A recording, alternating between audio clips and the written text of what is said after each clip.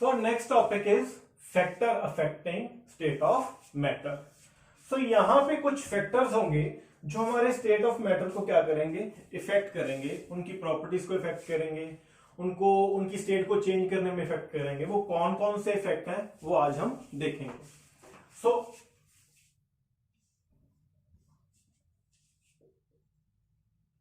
There are some various factors which affect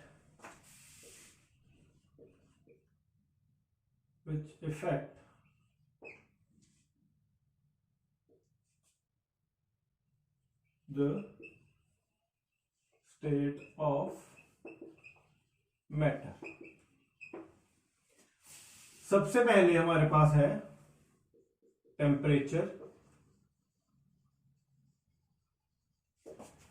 second pressure, third inter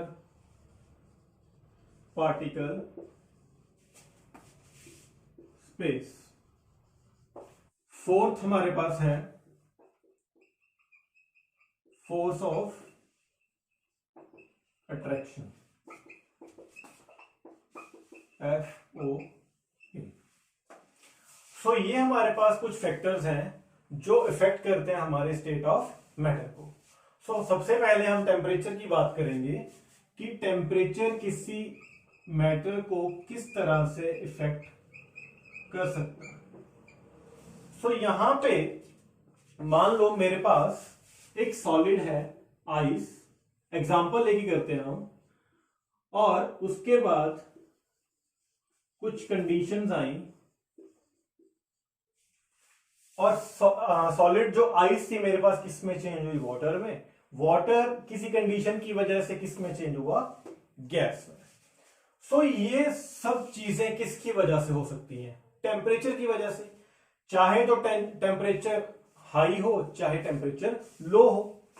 when we increase the temperature then ice convert into water।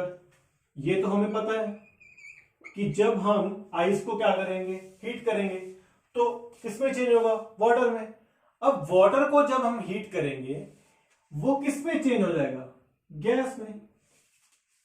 तो ये तो अब हमें पता लग गया कि जब हमने टेम्परेचर को क्या किया, इंक्रीज किया, तब स्टेट चेंज होती गई।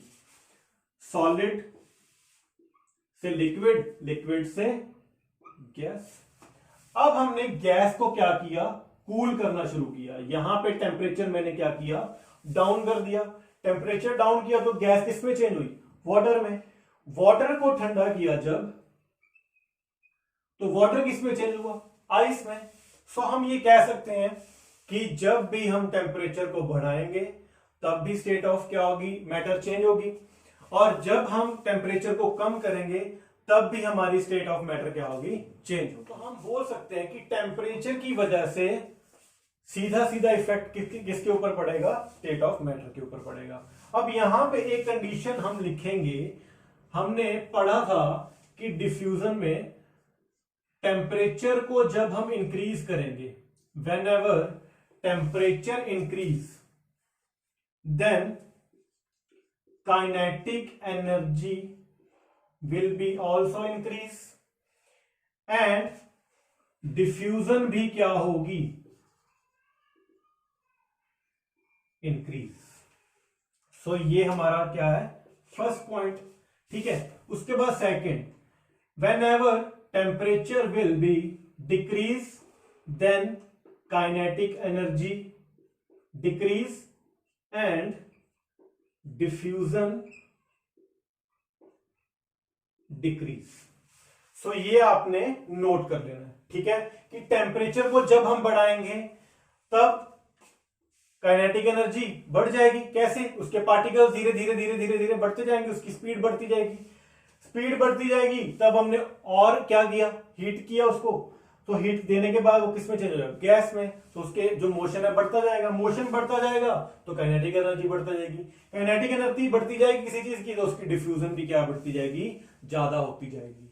अगर टेम्परेचर डिक्रीज की बात करें तो temperature decrease, movement of particle decrease, movement of particle decrease, then diffusion decrease. So temperature का इफेक्ट किसके ऊपर पड़ेगा? स्टेट ऑफ मैटर के ऊपर हमेशा पड़ेगा। सेकेंड पॉइंट है हमारे पास प्रेशर। ये सबसे बढ़िया एग्जांपल लेंगे हम इसकी।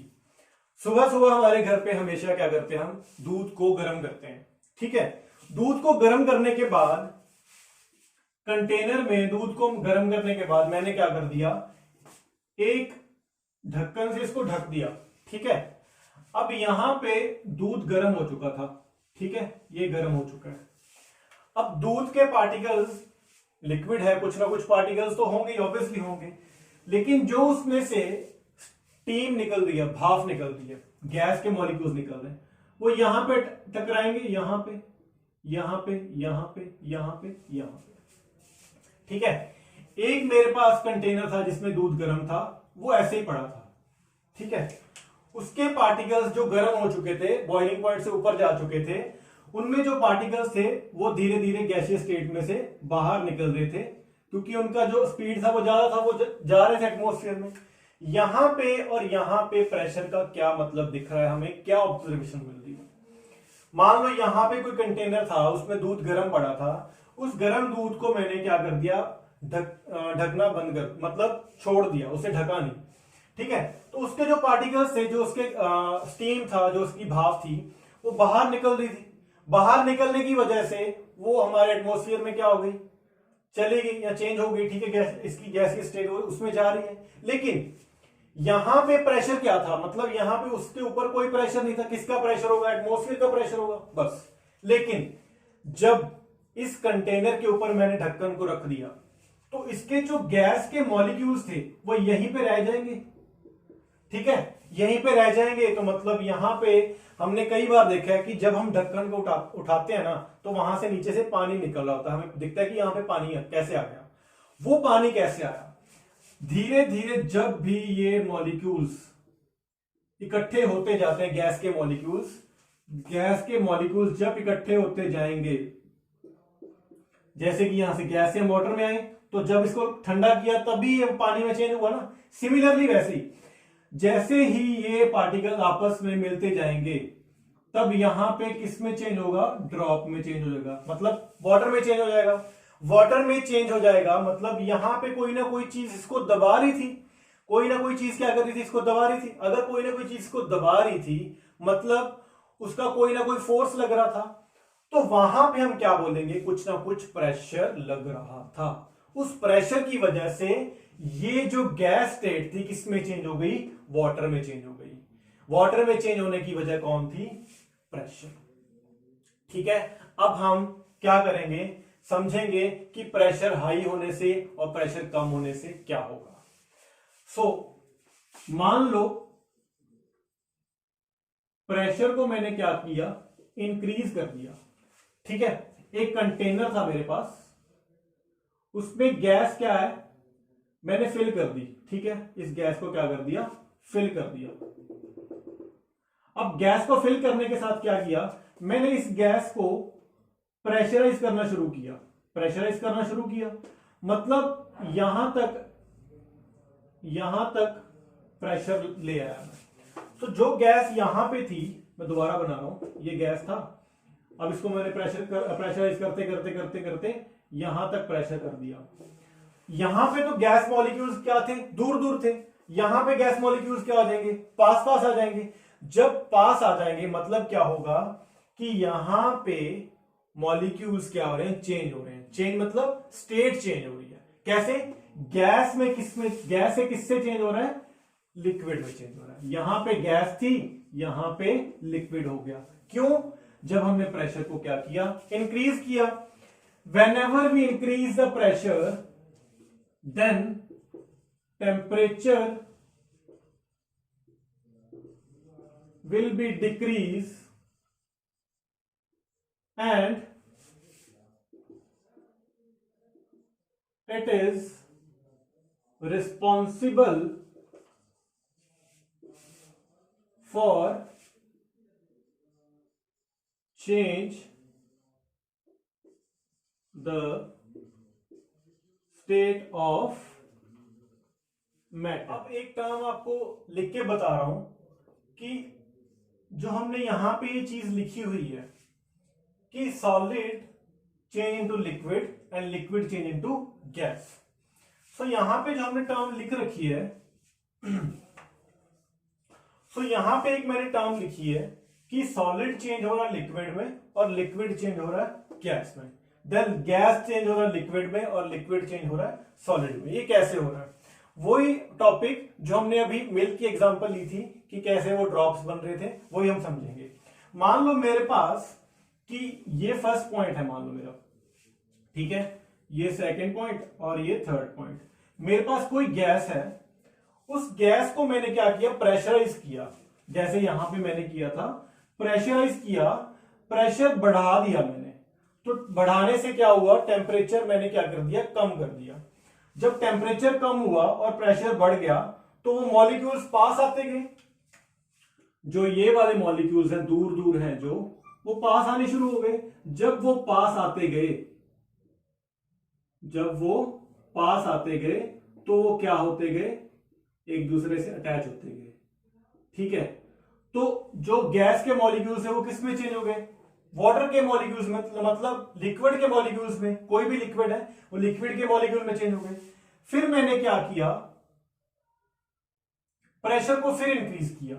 इंक्रीज करने के बाद वो मॉलिक्यूल आपस में और पास आ गए और उनकी दोस्ती और बढ़ गई। जितनी जितनी ज्यादा दोस्ती बढ़ती जाएगी उतना ही उनका क्या है, अट्रैक्शन बढ़ता जाएगा और वो किस में चेंज होते जाएंगे, सॉलिड में चेंज होते जाएंगे। जब वो सॉलिड में चेंज हो गए तो मतलब हमें क्या पता लगा कि प्रेशर जब भी हम इंक्रीज करेंगे टेम्परेचर क्या होगा, डिक्रीज होगा, तब स्टेट चेंज होगी। गैस से कहां पे आएगा, सॉलिड में, सॉलिड में कहां से आएगा, सॉरी गैस में कहां से आएगा, लिक्विड में, और लिक्विड से कहां आएगा, सॉलिड में। अब हम उल्टा चलते हैं। मान लो मैंने सॉलिड से कहां जाना है, लिक्विड जाना है, तो मैं क्या करूंगा, प्रेशर को डिक्रीज करूंगा, टेम्परेचर को इंक्रीज करूंगा। सो इंक्रीज करने से क्या हुआ, वो किसमें चेंज हुआ, लिक्विड में, मॉलिक्यूल्स दूर दूर हो गए। फिर लिक्विड को मैंने गर्म किया, टेम्परेचर और बढ़ा दिया, प्रेशर को और कम किया। प्रेशर को और कम करने के साथ जब टेम्परेचर बढ़ गया उसके मॉलिक्यूल्स और दूर होते गए, उनकी दोस्ती टूटती गई, बिल्कुल अलग हो गए। तो अलग होने से हमें क्या पता लगा, वो किस में चेंज हो गया, गैस में। सो प्रेशर की वजह से भी क्या चेंज हो रहा है, मैटर की जो स्टेट है वो चेंज हो रही है। सो यहां पे अब हमें थर्ड पॉइंट करना है। वो थर्ड पॉइंट क्या है, इंटर पार्टिकल स्पेस, और फोर्थ पॉइंट भी हम इसके साथ ही करेंगे, FOA, which is force of attraction, force of attraction. So अब इन दोनों को समझते हैं। इन दोनों को समझने के लिए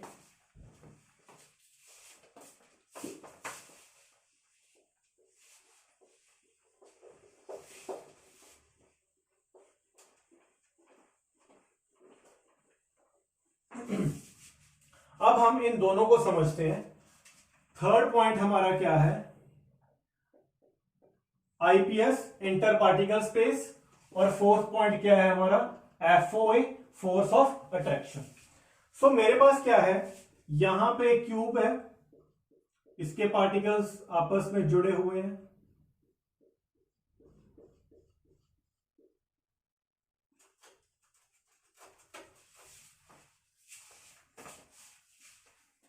तो यहां पे मैं दोनों टर्म्स को समझाने लगा हूं।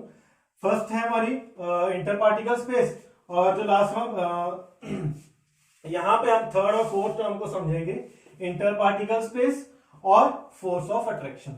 सो यहां पे मैंने लिख लिया IPS, इंटर पार्टिकल स्पेस, और यहां पे लिख लिया मैंने FOA, फोर्स ऑफ अट्रैक्शन। सो यहां पे मेरे पास एक सॉलिड है, यहां पे एक बॉक्स में मेरे पास लिक्विड है, और यहां पे एक बॉक्स में मेरे पास गैस के पार्टिकल्स होंगे। तो इसके पार्टिकल्स आपस में क्या है, साथ साथ बना रहा हूं, इसको हमने लास्ट टॉपिक में भी पढ़ा था और सेम वही टॉपिक है।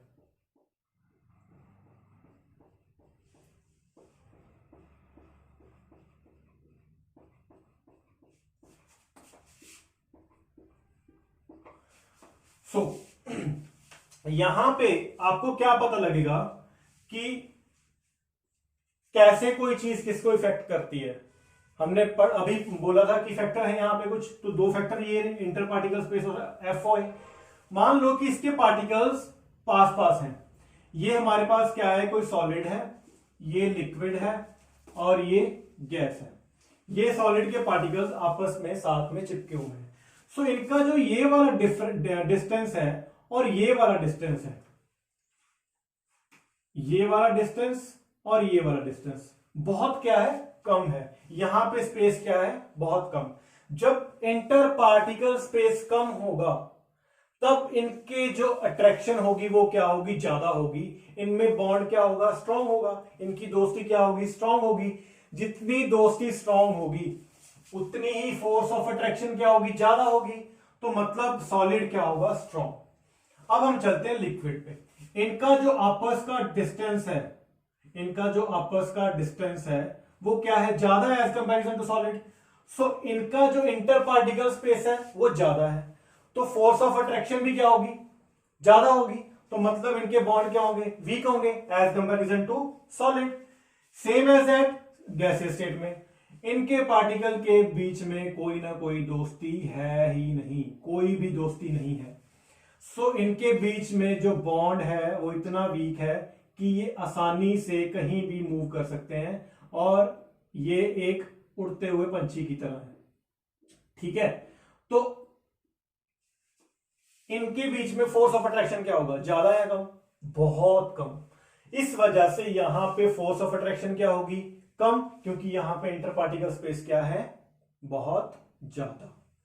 ठीक है, सो यहां पे ट्रेंड क्या होगा आपका, जो आपको क्वेश्चन पूछा जाए कि which of the matter from these have strongest force of attraction। so आप क्या बोलोगे, solids have strongest force of attraction as compared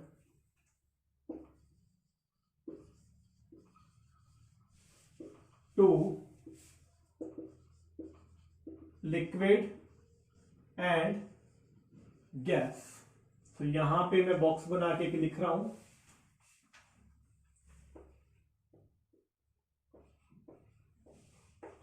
ये फोर्स ऑफ अट्रैक्शन के बारे में है और यहां पे आईपीएस के बारे में, मतलब इंटर पार्टिकल स्पेस के बारे में लिख रहा हूं कि सबसे ज्यादा किसमें होगी, गैस।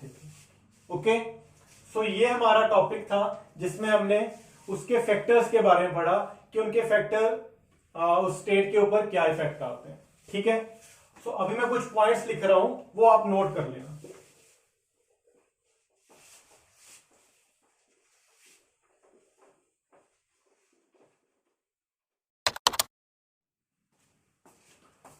सो यहां पे कुछ मैंने पॉइंट्स लिखे हैं, सो ये अपने पॉइंट्स नोट करने हैं। If pressure increase temperature decrease, if pressure decrease temperature increase, both cases are responsible to change the state of matter। उसके बाद फोर्स ऑफ अट्रैक्शन सबसे ज्यादा किसमें होगी, सॉलिड में, फिर सबसे कम किसमें होगी, गैस में। इंटर पार्टिकल स्पेस सबसे कम किसमें होगा, सॉलिड में, और सबसे ज्यादा किसमें होगा, गैस में, उससे कम किसमें होगा, लिक्विड में। डिफ्यूजन सॉलिड में सबसे कम, सॉलिड उससे ज्यादा लिक्विड में, और उससे ज्यादा गैस में। उसके बाद टेम्परेचर को इंक्रीज करेंगे, काइनेटिक एनर्जी इंक्रीज होगी। काइनेटिक एनर्जी इंक्रीज होगी तो स्पीड ऑफ डिफ्यूजन भी क्या हो जाएगी, इंक्रीज। अगर टेम्परेचर डिक्रीज करेंगे काइनेटिक एनर्जी भी डिक्रीज होगी। काइनेटिक एनर्जी डिक्रीज होगी तो स्पीड ऑफ डिफ्यूजन भी क्या हो जाएगा, डिक्रीज हो जाएगा। और लास्ट में हम ये लिख सकते हैं कि temperature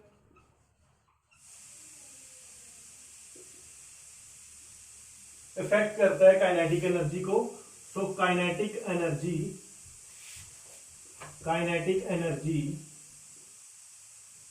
directly proportional to temperature. So ये पॉइंट आपने याद रखने हैं और आपका जो भी क्वेश्चन होगा इसी पॉइंट्स के ऊपर कंप्लीट हो जाएगा। ठीक है, I hope you would understand this topic and please share, subscribe the channel and press the bell icon. So जो भी आपको क्वेरीज होती हैं आप प्लीज कमेंट बॉक्स में लिख दिया कीजिए ताकि मैं सॉल्व करके आपको बता दूं, और इसी तरह सपोर्ट करते रहना। Thank you.